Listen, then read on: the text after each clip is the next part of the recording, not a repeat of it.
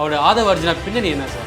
அவர் ஒரு பருமா அகதி. கோயம்புத்தூரில் ஆப்ட்ராயர் போட்டுட்டு லாட்ரி விற்றதை பார்த்த நண்பர்களே எங்களை சொன்னாங்க கோயம்புத்தூர். அவர் ஒரு தேநீர் கடையில் இதுதான்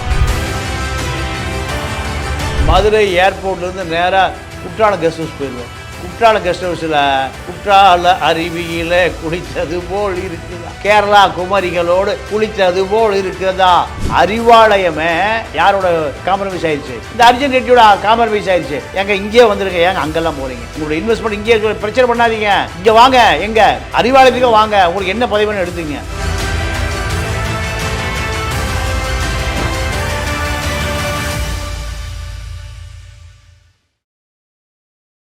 செய்திமலர் நேயர்களுக்கு வணக்கம். இன்று நம்முடன் பேசவிருப்பது மூத்த பத்திரிகையாளர் திரு தமிழா பாண்டியன் அவர்கள். வணக்கம் சார். வணக்கம். வணக்கம் சார். சார், இப்போது ரீசெண்டாக போயிட்டுருக்குது ஆதவ் அர்ஜுனா அவரோட பேச்சுக்கள் திமுகவுக்கு எதிராக இருக்குது அப்படின்ட்டு ட்ரெண்டாக போயிட்டுருக்கு. அவரோட ஆதவ் அர்ஜுனா பின்னணி என்ன சார்? இல்லை, இந்த ஆதவ் அர்ஜுனா லாட்ரி மார்ட்டினுடைய மருமகள். மகள் டெய்ஸியை திருமணம் செய்தவர். இங்கே அவர்கள் ஒரு 5 லட்சம் கோடி வைத்திருக்கக்கூடிய இந்தியா முழுமைக்கும் லாட்டரி தொழிலை கட்டுப்படுத்துகிறவர். தலைவராக இருக்காருல்ல அதில்? ஆமாம், அதில் அதுக்கு என்ன தலைவர் தோன்ற என்ன? அடிப்பது கள்ள லாட்ரி, இதுக்கு என்ன தலைவர்? சிக்கிம் லாட்ரியில் 1000 கோடி ரூபாய் நீங்கள் சட்டத்துக்கு புறம்பாக அடித்ததாக வழக்கு நிலுவையில் இருக்கு. கேரளாவில் பல வழக்கு சிபிஐயால் போடப்படுகிறது. என்ஃபோர்ஸ்மெண்ட்டு இடி 2 தொடர்ந்து அவருக்கு ரெய்டு பண்ணுதில் போய் தலைவர் என்ன ஒரு பெரிய சமூக கட்சிக்கு தலைவரா? லாட்ரி சங்கத்தோட தலைவர் அவர் தான் லாட்ரி வாங்குறவன். இந்தியாவில் இருக்கிறவன் அத்தனை பேர் அவர் லாட்ரியை வாங்குறான். விற்கிறவன் அவர்கிட்ட வேலை பார்க்குற பூரா விற்கிறான். அப்போ அவர் தான் தலைவர், தொண்டர், பொதுச் செயலாளர், துணை பொதுச் எல்லாம் அவர் தான். அப்போது இந்த நபருடைய மருமகன் தான் இந்த ஆதவ் அர்ஜுன் ரெட்டி. இவர் சாதாரண குடும்பத்தில் பிறந்தவர், விவசாய குடும்பத்தில் பிறந்தவர். ஸ்போர்ட்ஸ் கோட்டாவில் மெட்ராஸ் தாம்பரம் கிறிஸ்டின் காலேஜில் படிக்கிறார். படிக்கும்போது வறுமை. அப்போது பழைய மோர் மார்க்கெட்டில் ரயிலுக்கு போகிறவன் புது ஷூவை 100 ரூபாய்க்கு விற்றுட்டு போயிடுவான். அப்போ இவர் ஸ்போர்ட்ஸு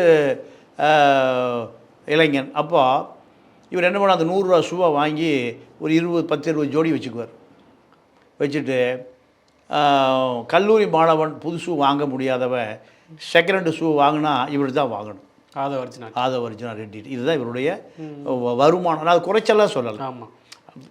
உழைக்கிற தப்பு. உழைக்கிறது நீங்கள் மோசடி செய்யாமல் கழிவறையை சுத்தம் செய்தால் அது உழைப்பு தான். நீங்கள் காலையில் நீங்கள் கழிவறை சுத்தம் பண்ணுகிற சுத்திகரிப்பு தொழிலாளம் போகும்போது அதை சாமி கும்பிட்டு தான் போகிறான். எதை? அந்த பக்கெட்டையும் விளக்க மாதிரி. அப்போ சுத்திகரிப்பு தொழிலாளியும் ஒரு தொழிலாளி தான். கார்ப்பரேட் கம்பெனியில் வேலை பார்க்குற, ஹுண்டாயில் வேலை பார்க்குற ஒரு தொழிலாளி தான். நான் அதை எதையும் குறைச்சி மதிப்பிட முடியாது. அப்போ அதுதான் அவருடைய ஆரம்பகட்ட வாழ்க்கை. அது முடிச்சுட்டு ஈசிஆரில் ஒரு ஜிம்மில் ட்ரெயினராக இருக்கார். எப்படி தம்பிள்ஸ் அடிப்பது, எப்படி வெயிட் லிஃப்ட் அடிப்பது, எப்படி இந்த இதுக்கான பயிற்சி. அப்போ ஈசிஆர் பங்களாவிலிருந்து மார்ட்டினுடைய மகள் டெய்ஸியும் அந்த ஜிம்முக்கு வருவாங்க. ஜிம்முக்கு வருகிற பொழுது எல்லாருக்கும் பயிற்சியாளர், அந்த அம்மாவுக்கு இவர் தான் பயிற்சியாளர். அதில் தொடர்பு வருது. தொடர்பு வந்த பிறகு 2 பேரும் ஒருவரை விரும்புகிறாங்க. ஆனால் அவளும் நோக்கினாள், அண்ணனும் நோக்கினாள். திருமணம் ஆயிடுச்சு. இதுதான். அப்போது ஒரே வாரத்தில் 5 லட்சம் கோடிக்கு அதிபதியாக மாறிடுறார். இதே மாதிரி மார்ட்டின் அவர் தானே ஆரம்ப காலத்தில் கஷ்டப்பட்டு வேறு நாட்டில் இருந்து இங்கே ஒரு லாட்ரி விற்றாருன்னு ஒரு வரலாறு இருக்குது. நான் சொன்னது தான், வேறு யாரும் வரலாறு சொல்கிறதில்ல. வரலாறுகளை பூரா பாண்டியனால் தான் சொல்ல முடியும். அவர் ஒரு பருமா அகதி. கோயம்புத்தூரில் ஆப்ட்ராயர் போட்டுட்டு லாட்ரி விற்றதை பார்த்த நண்பர்களே எங்களை சொன்னாங்க கோயம்புத்தூரில். அவர் ஒரு தேநீர் கடையில் விற்றார். இதுதான். அப்போது இந்த லாட்ரி தொழில் என்பது நீங்கள் ஒரு 7 மாநிலம் இருக்குது. மிசோராம், சிக்கிம், நாகாலாந்து, கர்நாடகா, கேரளா. இல்லை கர்நாடகா, கேரளா தங்கி இருக்குது. நான் சொல்கிறது இந்தியாவினுடைய வடகிழக்கு மாநிலங்கள்.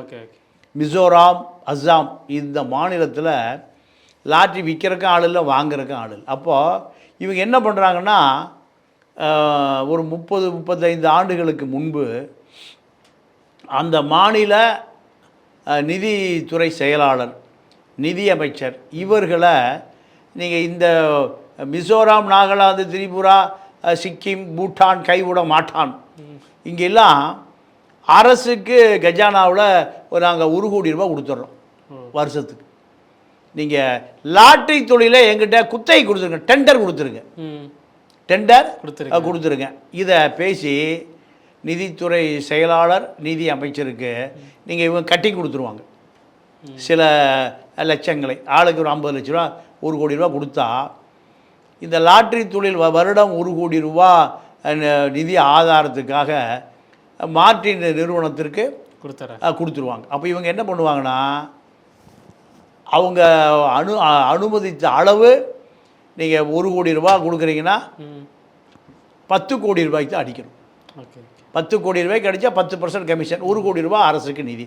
இவங்க 10 கோடி ரூபாய்க்கு அடிச்சுக்கலாம், விற்றுக்கலாம். இதை கண்காணிப்பதற்கு ஒரு ஐஏஎஸ் அதிகாரி இருப்பார். ஐஏஎஸ் அதிகாரி தான் இதை லாட்ரி தொழிலில் கண்காணிப்பார்.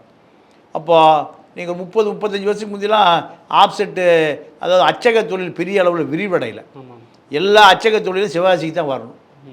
நீங்கள் கலர் பிரிண்டிங், ஆப்செட்டு எல்லாமே அப்போ வந்து ரொம்ப முன்னணியில் இருந்தது சிவகாசி தான்.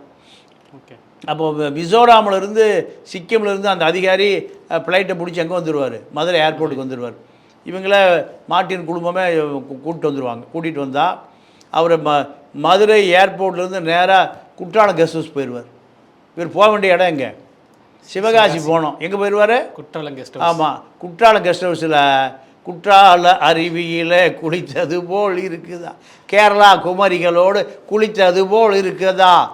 எங்கே, தென்காசி வழியாக கேரளாவிலிருந்து பழைய முன்னாள் நின்னால் துணை நடிகைகள் பூரா எங்கே வந்துடுவாங்க, குற்றாலம் கெஸ்ட் ஹவுஸுக்கு. அப்போது அந்த ஐஏஎஸ் அதிகாரி என்ன பண்ணுவார், நீங்கள் அலைகளோடு குளிப்பார். குளித்து இங்கே இந்த லாட்ரி பூரா கோடிக்கணக்காக அடிச்சிடுறது, அடித்து 10 கோடிக்கு தான் அடித்தாங்கன்னு கையெழுத்து வாங்கிறது. இப்படித்தான் பிஜேபி அரசுக்கு 5000 கோடி ரூபாய் டொனேஷன். இது ஒரு புறம் இருக்க. மார்ட்டின் வந்து அனைத்து கட்சிகளுக்கும் நிதி கொடுத்து அவர் தான் ஃபஸ்ட் இடத்துல இருக்காரு, எல்லா கட்சிகளுக்கும் பணம் கொடுத்துருக்காருன்னு. அது எல்லா கட்சிகளும் எதுக்காண்டி இந்த பணம் கொடுத்து இப்போ பண்ணிகிட்டு இருக்காருன்னு தெரியும். நான் இப்போ எவ்வளோண்ணா இப்போ என்ன சொன்னேன் நான் இல்லை அவரோட இப்போ என்னங்க சொன்னேன், குற்றாலத்து அழகிகளோடு ஐஏஎஸ் அதிகாரி அங்கே குற்றாலத்தில் குளிச்சுட்டு கும்பி அடிச்சிட்டு இருக்காரு. லாட்ரி அடிக்க வேண்டியது 10 கோடிக்கு, இவர் அடித்தது அதை விட பல கோடி. இதெல்லாம் எதிர்கட்சி பேசணுமில்ல, ஆளுங்கட்சி பேசணுமில்ல. எதுவும் பேசாது, எந்த ஊடகங்களும் எழுதாது. ஏன், எல்லாருக்கும் நிதி கொடுத்துருவார். மணல் திருடன் ராமச்சந்திரன் வீட்டில் கல்யாணம் நடக்குது, எடப்பாடி இப்போ தாலி எடுத்து கொடுக்குறாரு. துரைமுருகன் ஆற்றுல மண்ணே இல்லை, களிமண் தான் இருக்குது. அவர் என்ன பண்ணுற, தாலி தொட்டு ஆசீர்வதிக்கிறார். எங்கே நீங்கள் கூப்பிட்டா வருவாரா? எடப்பாடியும் துரைமுருகன் வருவாங்களா? நீர்வளத்துறை அமைச்சரும் எதிர்கட்சி தலைவர் வருவாங்களா? ஆளுங்கட்சி எதிர்கட்சி அங்கே போகுமா? போகாது. ஏன், ஆற்றுல மண் 4 அடி தான் எடுக்கணும், அரசு விதி. 40 அடி எடுத்து களிமண் தெரியுது, சுரங்கமே தெரியுது. அப்போது இதுதான் லாட்ரி தொழிலும் மணல் மாஃபியாக்களும் மது மாஃபியாக்களும் தான் இந்திய அரசியலை, தமிழக அரசியலை தீர்மானிக்கிறார்கள்.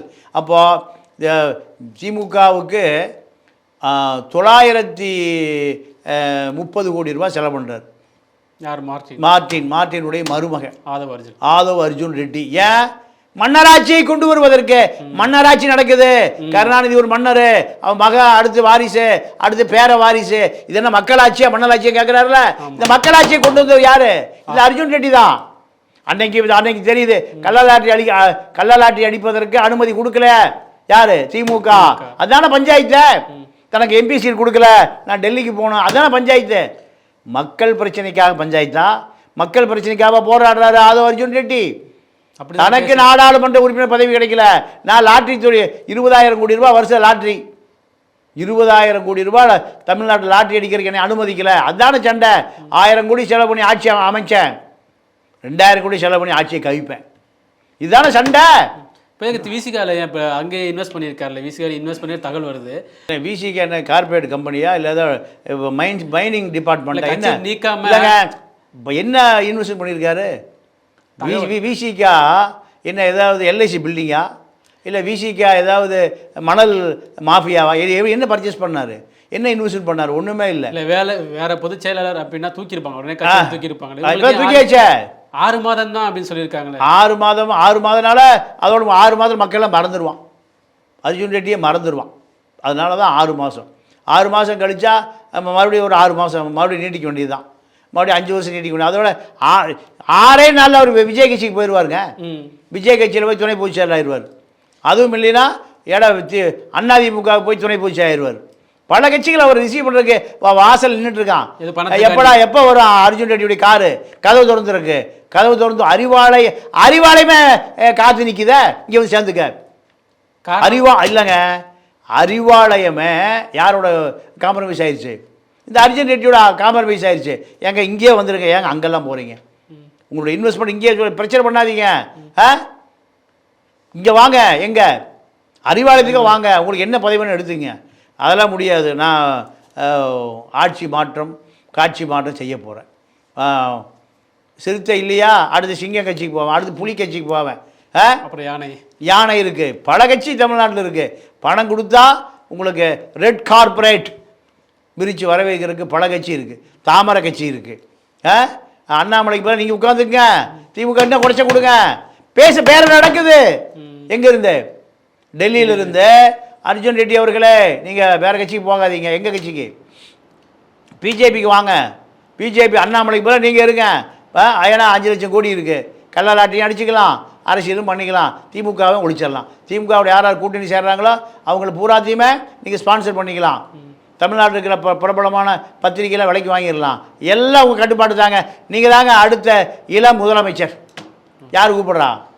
அமித்ஷா லைனை போட்டு நிற்கிறாரு, வந்துடுங்க அர்ஜுன் ரெட்டி, ஏன் அங்கே போகிறீங்க? நான் வந்து அமித்ஷா, நீங்கள் அஜித் ஷா, அர்ஜுன் ஷா மாறிடுங்க வாங்கன்னு கூப்பிட்டு நிற்கிறாங்க.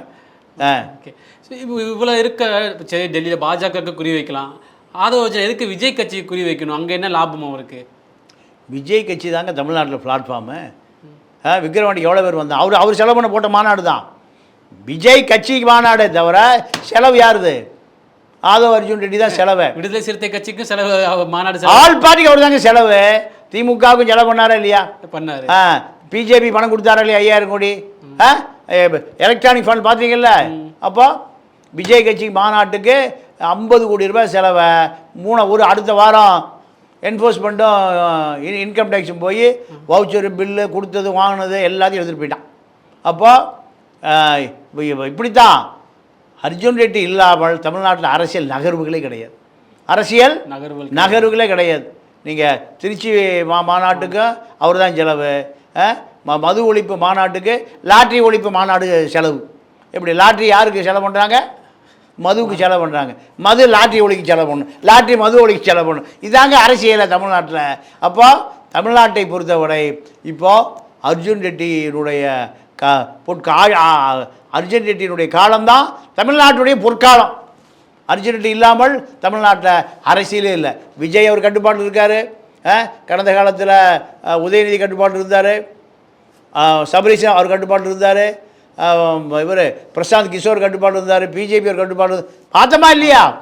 அப்போது காரணம் பல ஆயிரம் கோடிகள் இருக்குது இந்த அர்ஜுன் ரெட்டிகிட்ட. அப்போது அர்ஜுன் ரெட்டியை பொறுத்த வரைக்கும் தமிழ்நாட்டினுடைய கதாநாயகன். அவங்க மாமனார் தான் நீங்கள் இந்தியாவினுடைய அனைத்து கட்சிக்குமான பொருளாளர்.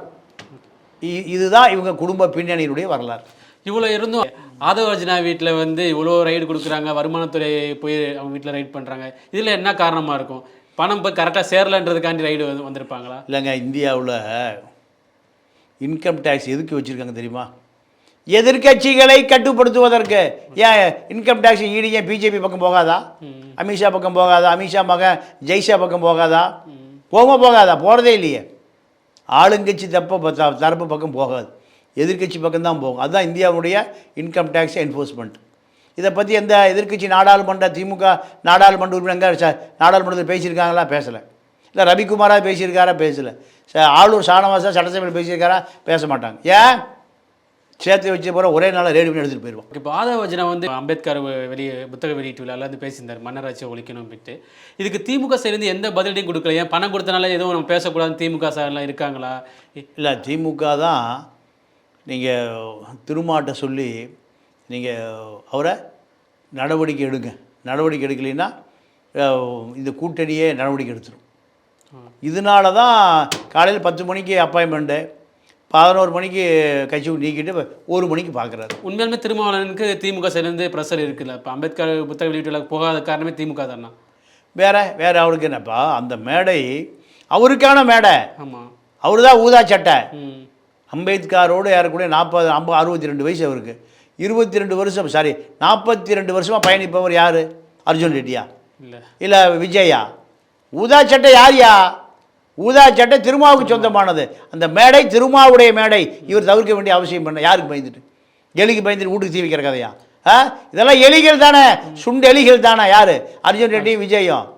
நீ எத்தனை ஆண்டு காலம், எத்தனை ஊர் கிராமம், எத்தனை சேரி, எத்தனை அடி உத மிதி, எத்தனை சிறைச்சாலை, எத்தனை பேர் குண்டாசு, எத்தனை பேர் என்எஸ்ஏ தட்டா போட்டா தடுமாறாரு. நல்ல கேள்வி, அருமையான கேள்வி. யோசிச்சு கேட்குறீங்க. மக்கள் கேட்குறது நீங்கள் கேட்குறீங்க. அப்போது இவ்வளவு தியாகம் பண்ணி ஈழ போராட்டத்தில் செத்தா சாக போகிறையா? மறைமலர்கள் இருந்தாரா? சாகும் வரை உண்ணாவிரதம். கருணாநிதியை கவர்மெண்ட் கிடுக்கிடுச்சு. ராமதாஸ் ஜூஸோடு போய் உட்காந்துருக்காரு. வீரமணி ஆரஞ்சு ஜூஸோடு போயிருக்காரு. எல்லா கட்சி தலைவரும் ஆப்பிள் ஜூஸு, ஆரஞ்சு ஜூஸு, முலாம்பழ ஜூஸோடு போய் உட்காந்துருந்தாங்க. ஆனால் ஈழத்து போராடி நிறுத்த வரைக்கும் நான் தான் உண்ணாவிரதம் உட்கார்ந்தார். ஆனால் என்னாச்சு? திமுகவை தூக்கி சமப்பதின் மூலம் இப்போ அர்ஜுன் ரெட்டி வந்து திமுகவை அடிக்கிறாரு, இவர் திமுகவை காப்பாற்றுறாரு. இதுதான் காரணம். நீங்கள் தொண்டர்கள் பூராமல் திமுக மீது விடுதலை சிறுத்தை தொண்டர் பூரா எதிராக இருக்கான். அர்ஜுன் ரெட்டி கேட்குற கேள்வி நியாயங்கிறான். 4 படம் நடித்தா துணை முதலமைச்சர். ஏடா எங்கள் தலைவர் 40 வருஷமாக ஊதா சட்டை போட்டுட்டு ஊராக போய் உழைக்கிற மக்கள், அடித்தட்டு மக்கள், ஒடுக்கப்பட்ட தலித்து மக்களுக்கு அரசியல் பண்ணுறது துணை முதலமைச்சர் ஆகக்கூடாதுன்னு கேட்குறாரு. நியாயம் தானே? அந்த தொண்டன் பூரா ஏற்றுக்கிறான். ஆனால் திமுக என்ன நினைக்கிது? இவன் குழப்பம் பண்ணுறான். அர்ஜுன் ரெட்டி குழப்பம் பண்ணுறாரு. திரும்ப பார்த்துட்ருக்கார். ஒன்று அர்ஜுன் ரெட்டி வேணுமா திமுகவை நீங்களே முடிவு பண்ணிக்கங்க. அர்ஜுன் ரெட்டி வேணும் நீங்கள் வச்சுக்கங்க, கூட்டணி விலகி போயிருங்க. அவர் பேர் ஆதவ் அர்ஜுனா தானே? அர்ஜுனா ரெட்டின்னு அவர் பேர் இருக்கா? இல்லைங்க, அவரே போட்ட பேர் தான் அர்ஜுன் ரெட்டி. இப்போ எக்ஸ்ட்ரா எது சேர்த்துக்கிறாரு? ஆதவ் அர்ஜுனா ரெட்டி வெட்டி விட்டார். நம்ம ஒரு வரலாறை சொல்லும்போது ஆரம்பத்திலிருந்து சொல்லணுமில்ல. ஓமந்தூரா ராமசாமி ரெட்டியான்னு சொன்னால் தான் தெரியும். ஓமந்தூர் ராமசாமின்னு தெரியுமா? தெரியாது. அதே தான். அப்போது இது அவரே போட்ட பேர் தான் அது, அர்ஜுன் ரெட்டி. அர்ஜுனா யாருக்கும் தெரியாது. அர்ஜுன் ரெட்டினா தான் அவருக்கு அடையாளம். இப்போ ரெட்டியை தூக்குனதுக்கான காரணம் தமிழ்நாட்டு அரசியல் ரெட்டியை வச்சு ஒரு சர்ச்சையை கலப்பு. அதே தான். சிறுத்தையில் என்னையா ரெட்டிக்கு என்ன வேலை, ரொட்டி சுடுற வேலையான்னு கேட்பான். அதனால தான் ரெட்டியை தூக்கிட்டாரு. நம்ம ரெட்டியை விட முடியாது. ஏன் விட முடியாது? பழைய அடையாளத்தை விட்டுறாதீங்க. ஆதவ் அர்ஜுனான வேறு ஏதோ ஆள் நினச்சிக்குவாங்க. அதனால தான் பழைய பேர் ஆதவ் அர்ஜுனா என்பதை விட அர்ஜுன் ரெட்டினா தான் அவருக்கு அடையாளம் தெரியும். ஓகே. இப்போ ரீசெண்டாக பார்த்தீங்கன்னா திருமாவளவன் ப்ரெஸ் மீட்டில் பார்த்தீங்கன்னா ஆதவ் அர்ஜுனா பேச்சுக்கு அப்புறம் ரீசெண்டாக ப்ரெஸ் மீட்டில் யோசிச்சு பேசுகிறாரு. ஒவ்வொரு வார்த்தையும் யோசிச்சு பேசுகிறாரு. வார்த்தையை விடும்போது யார் பேசுகிறா? திருமாவளவன் ப்ரெஸ் மீட்டில். முன்னாடி பேசின ப்ரெஸ் மீட்டுக்கும் இப்போ பேசுகிற ப்ரெஸ் மீட்டுக்கும் ஒரு யோசிச்சு பேசுறதுனால ஒரு பயம் கலந்த ஒரு பயம், திமுக மேலே ஒரு பயம் இருக்கோ, இல்லை ஆதவ அர்ஜுனா வெளியே போயிடுவானோ, இந்த மாதிரி அந்த பயத்தில் பேசுகிறாரா திருமாவளவன்? இல்லைங்க, இப்போ அர்ஜுன் ரெட்டியுடைய பொருளாதாரம் வேணும், திமுகவுடைய அதிகாரம் வேணும். திமுகவுடைய அதிகாரம் வேண்டும். இதையும் இழக்க முடியாது, இதையும் இழக்க முடியாது. அப்போது ஒரு சிலருக்கு விஜயோட கூட்டணியும் வர வாய்ப்பு. எதிர்காலத்தில் தான் நடக்கும். எதிர்காலத்தில் திமுக பஸ்ஸிலேருந்து இறங்கி அதிமுக பஸ்ஸில் ஏற போகிறாரு, ஓல்வோ பஸ்ஸில் ஏற போகிறாரு. இதுக்கு அதையும் விடக்கூடாது. அரசியல்வாதிகளுடைய நிலை இப்படி தான் இருக்குது. அப்போது அது சாதாரண அரசியல்வாதிகளிலிருந்து அண்ணன் திருமாவளவன் விதி விலக்கு இல்லை. இதுதான் காரணம். அப்போது மன்னராட்சியை கொண்டு வந்த அர்ஜுன் ரெட்டி இப்போ தலித் ஆட்சியை கொண்டு வர போகிறத நீங்கள் பேசுகிறாரு. அது எந்த அளவுக்கு அவரே கொண்டு வருவாராம், அவரே அழிப்பாரா? இதை சினிமா படம் மாதிரி இருக்கு. அதுதான் இப்போ மக்கள்கிட்ட உண்மை போய் சேர்ந்துட்டு தான் இருக்கா இல்லையா? தேவைன்னா நீங்கள் திமுகலேருந்து திமுக மன்னராட்சி கொண்டு வருவீங்க, அதை எப்படியா ஜெயிக்க வைப்பீங்க. முதலமைச்சர் சைக்கிள் போங்க, நீங்கள் பின்னாடி சைக்கிள் போவீங்க டபுள்ஸில். இப்போ எம்பி சீட் கொடுக்கல, லாட்ரி அடிக்க விடலைன்னொன்னையும் நீங்கள் ஆட்சி கவுக்கணும்னு முடிவு பண்ணுறீங்க. அப்போ எல்லாம் சுயநலம் தானே. அம்பேத்கருக்கும் ஆதவ் அர்ஜுன் ரெட்டிக்கும் மார்ட்டின் மகன் என்ன சம்பந்தம்? லாட்ரி சீட் அம்பேத்கரை போட்டிங்களா? இல்லையே. அப்போ எதுக்கு அம்பேத்கரை போட்டால் தமிழ்நாட்டில் ஒரு தலித் அரசியல் எழுச்சியாக வரும். விஜய்க்கு அம்பேத்கருக்கு என்ன சம்பந்தம்? விஜய் நடித்த எத்தனை படத்தில் அம்பேத்கர் படத்தை போட்டீங்க? அம்பேத்கர் ஏதாவது தெரியுமா? அம்பேத்கரை விஜய் ஏதாவது மேடையில் பேசியிருக்காரா? இல்லை. அம்பேத்கர் ஒரு இருக்காரானா எப்போ விஜய்க்கு தெரியும்னு தெரியல. கட்சி மீட்டிங்கில் தான் அம்பேத்கர் பற்றி இதுதான். அப்போ அம்பேத்கரை பேசுபொருளாக மாற்றுவது தலித் வாக்கு வங்கிக்காக மட்டுமே.